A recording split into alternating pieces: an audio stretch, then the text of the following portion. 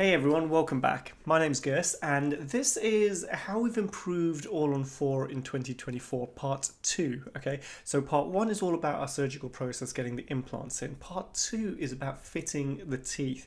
Okay, this is the bit that everybody sees. It's really critical because if somebody is going to be unhappy with the outcome of their All on 4, it's usually because of the look of the teeth and sometimes the feel of the teeth. Okay, when you smile, how your lips and cheeks rub against your prosthetics. So when you smile, it's about how your lips and cheeks just feel going over the false teeth. Okay, so we've got a process so our patients can test drive these before we go in, and in this section of this video I'm going to explain this in a little more detail. So cue the main video. The second big change that I've made is during the restorative phase. So we've had our implants done and everything's worked really nicely there. We now need to make our final set of teeth.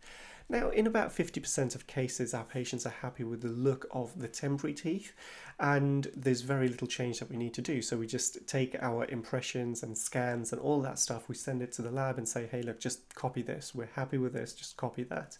But in certain situations, we need to make refinements. We might need to make the teeth longer, wider, change one side of the smile. Sometimes the plane is slanted, so we need to correct that. All these kind of little tweaks.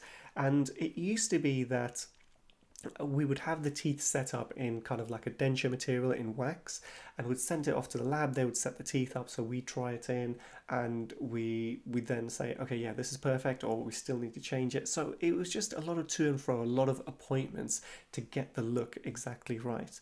So what I've done is made a whole new set of temporaries which can be slotted into the existing implants. So we've got our original temporaries that our patients are happy with, but we make a fresh set of temporaries, and we'll then craft that freehand into what I think the ideal smile should look like.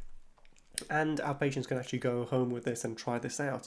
But this is an idea that I took from the way we do our porcelain veneers, because this is the same process that we use for test driving the aesthetics. So we'll craft the smile, we'll make all the changes. You know, in this photo you can see the midline is off, so we change that, and just with our materials we do this there and then in the chair. Okay, it means we have to block out a whole afternoon to do this. Okay, so instead of half-an-hour appointments for try-ins here and there, we'll get everything done in one afternoon.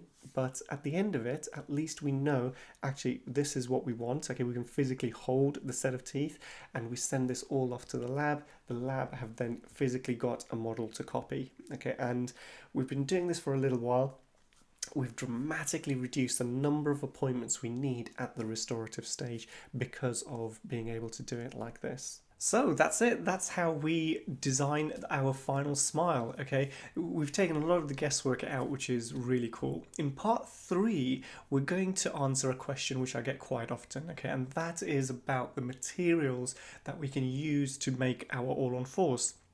And it used to be that we would use denture teeth, but there's problems with that, and the denture teeth can break relatively easily. We've started using new materials, and so far I haven't had a breakage. Okay, I'm not saying these are indestructible, but we've got new materials in addition to zirconia, which are really strong and a bit more cost effective as well, which is really cool. So join me in part 3 where we'll talk about this in a bit more detail.